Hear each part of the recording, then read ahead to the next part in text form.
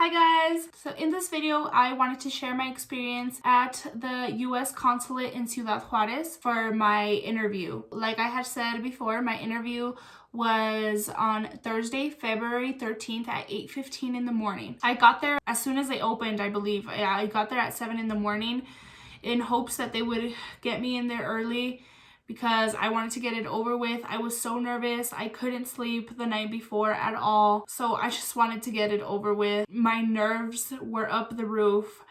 I had so much anxiety.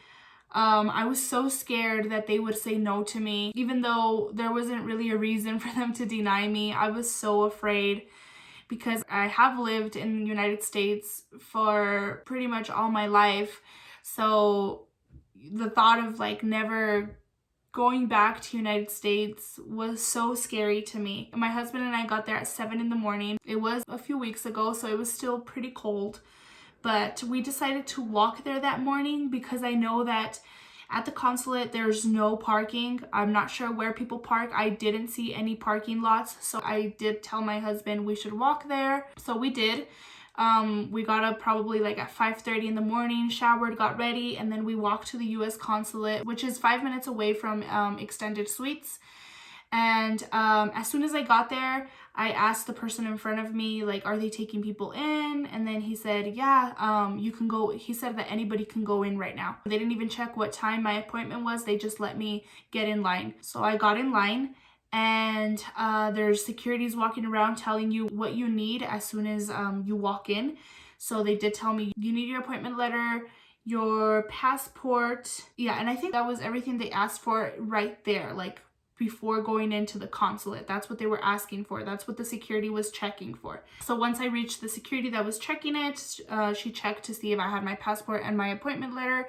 And so she let me in. You're the only one that can go into this interview. Your spouse can't go in with you, so they have to wait for you outside. Alex was waiting for me outside of the consulate. And I felt so bad because it was so cold that morning. There's no waiting area, there's no chairs, there's nothing. Everybody's just waiting for their family members just outside, just standing there. I told Alex, you can go back to the hotel, babe, you don't have to stay here.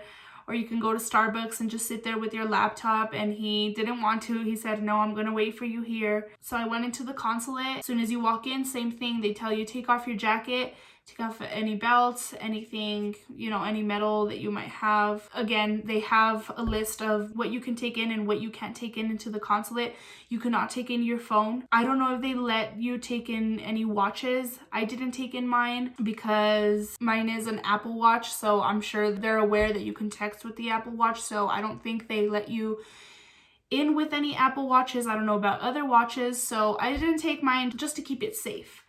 So you put it all in a bin and you start walking up, and then you go through a metal detector. They tell you, okay, grab your things. So you grab your things and you get in another line. Once you're in this line, they tell you again, make sure you have your passport, your appointment letter, and your GS 260. So once you go up to the security guard, she checks for all three things. And if you do have them, she tells you to get into another line. I did see this guy went in with a navaja.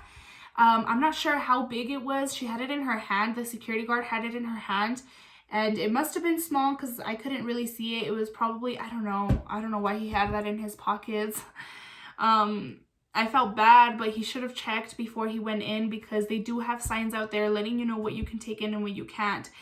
And he was going in with his wife and his son. So they were all applying for a visa. So in that case, they do let an entire family go in together. So because he had a knife, a pocket knife, they asked him to please leave the consulate and get back in line. He had to leave with his wife and his son. They couldn't go first and then wait for him. They all had to leave at the same time. So that was very inconvenient. The guy was very upset. He was actually going back and forth with the security guard, and at that point I don't think you should be fighting with them. You are instructed not to take those things in. So if you go in and you do have something that is prohibited, just walk out. Don't fight with the security guard. So yeah, he had to get back in line, and through the windows I could see that there was already so many people in line. So he had to get in back of the line, and it was very inconvenient because he was at the front and now he's all the way in the back. Anyway, I was waiting in the other line, and this was the actual line to get to the building that you're applying for. I know there's a building for non-immigrant visas, and I think there's like another section, I forgot what it's for, and then there's a section for the immigrant visas, which was the building that I was going to. They instruct you what arrows to follow. Mine were the blue, yeah, they were the blue arrows, so I was following the blue arrows. So I got to the building for the immigrant visas, and as soon as you walk in, there's a guy instructing you where to sit down. I sat down, and as soon as I sat down, he says, everybody that's coming in, make sure that you have your passport, your DS-260, your appointment letter, your medical results, your marriage certificate, your birth certificate, and the no antecedentes penales. Okay, so the no antecedentes penales, that's pretty much just like a police record in Mexico. That's what they call it. My lawyer had told me that I wouldn't need that because I didn't live in Mexico after I had turned 18 years old. I had lived in the United States my entire life, like I said, but I was kind of scared because I had heard people that were staying at the same hotel as I was, you know, they would gather around outside and just talk about their experiences. So there was plenty of people saying that you did need the no antecedentes penales because they were going to ask for it. So I was a little afraid. I tried to get it the day before my appointment, but it was too late. It was already closed. I didn't have it. I did have a paper that my lawyer typed up for me, and it pretty much said no police record is needed. Applicant did not live in Mexico after 18 years of age for 6 months or more, and she has no criminal record in United States. They were calling you up by rows. There was very little people in there when I walked in there, so it didn't take long for me to get to the window where they asked for this information. So once I went up to the window, she asked me for my passport, my marriage certificate, my birth certificate, and the no antecedentes penales. So I gave her that paper that my lawyer had given me. She didn't acknowledge it at all. She just gave it back to me. And I was like, shoot, I'm gonna need the no antecedentes penales. She's probably gonna turn me away and tell me that I need it and then that I have to schedule another appointment with the consulate. I was so afraid, but she just asked me, you don't have the no antecedentes penales? And I said, no, my lawyers told me that I wouldn't need it, so I didn't get it. And she said, okay, that's fine. And she gave me a little paper. She told me, go ahead and sit down in the green chairs. Okay, so now I've heard a few things about the chairs. There is green chairs, there's black chairs, and there's blue chairs. Most people were being asked to sit down in the green chairs. I don't know why they do this. I don't know what it consists of, but if I have to guess, I think the black chairs are for anybody that's missing something, like missing a document, or they just have to dig into their case maybe a little bit more. But then again, I do not know. I was missing the no antecedentes penales, and they told me to sit down in the green chairs. So I'm not sure. But I sat down in the green chairs. Like 15 minutes later, another security guard instructs people to go and line up because the interviews were about to start. So it did kind of take a while for them to call me up to get in line. So there's a lot of windows where interviews are taking place. I didn't count how many, but there is a lot. Once they called me up to get in line, there's 2 lines. The interviews are taking place on the wall over there, and then there's interviews being taken place here, and there's interviews being taken place on this side too. And they tell you to get in line in one of the lines in the middle. So there's 2.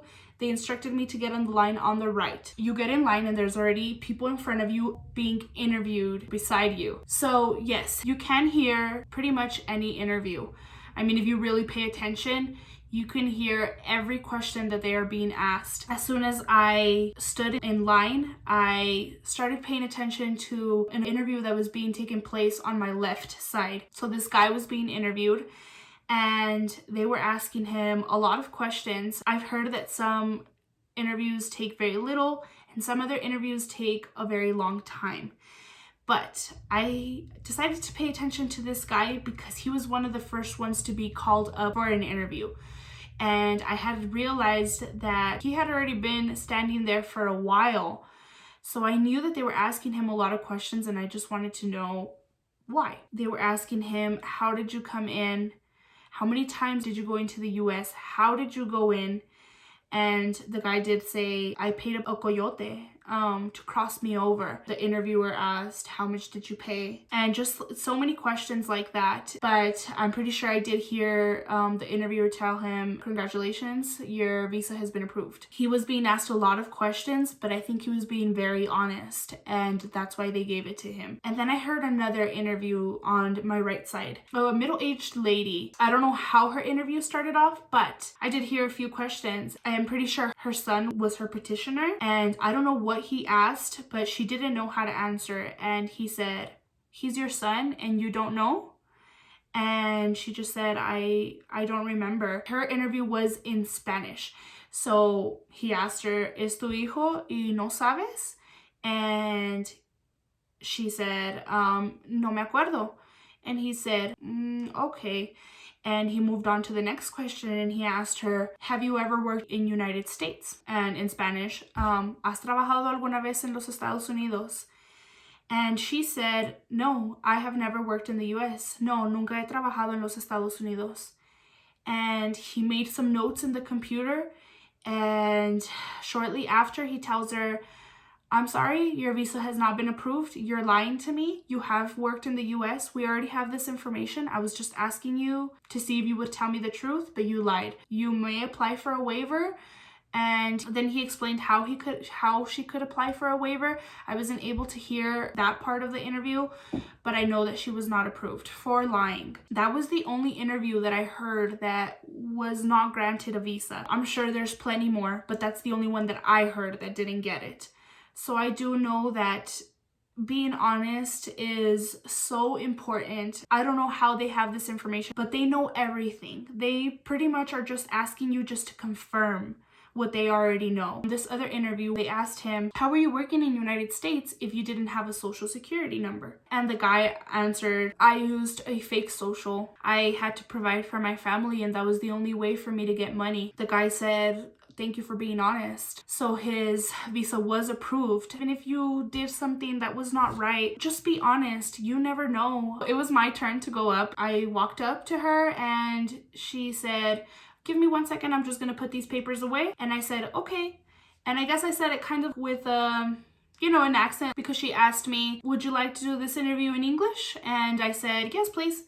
And she said, okay, I'll be right back. She said, okay, let's get started. Can you please say your full name? And I said, Alondra Herrera Villa. And she said, who's petitioning for you? And I said, my husband, Alejandro Estrada. And she said, okay. How long have you guys been together? And I said, we've been together since 2012, but we got married in 2017. She said, okay. What does he do for a living? And I said, he's an engineer. Do you have any kids together? And I said, no kids. And she said, do you have any kids apart? And I said, no. Have you had DACA continuously, or did you take any breaks between your DACAs? And I said, no, I've had DACA continuously. Yeah, I said, no, I've had DACA continuously. Around how old were you when you came into the US? And I said, I was 1 year old, around 1 year old. And she said, okay, who did you come in with? And I said, my mom. And she's like, okay, do you remember how you came in at all? And I was like, no, I do not remember. I was too small. I'm sorry. And she said, that's fine. I get it. I understand. And that was it. I saw her grab a green paper. She says, congratulations, your visa has been approved. It was such an amazing feeling. And I grabbed my stuff and I walked out of the consulate. Alex was waiting for me right outside of the doors. So as soon as he saw the green paper in my hand, he was super excited. So I took 2 hours inside of the consulate, but I believe it's because I was one of the first ones that went in. The next few days were the waiting game, and I got it in 2 days. I got it at 11:30 a.m. I received the email saying that my visa packet was ready to be picked up. And I told Alex, oh my God, let's pack everything up and let's go. I am ready to go. Just throw everything in your luggage and let's get out of here. And that's what we did. We checked out. We went to CAS, the same place where I got my fingerprints done. I got my packet and that was the happiest day ever. I'm very excited to be back home now. And I'm just so grateful that my process wasn't as long. and I was able to get home within 6 days. If you have any questions, make sure to leave them down in the comment section below. I will try to answer all your questions and probably even make another video explaining where I stayed, how Juarez was, is it dangerous, or any questions you may have. So thank you so much for watching, and we'll see you in our next video. Bye!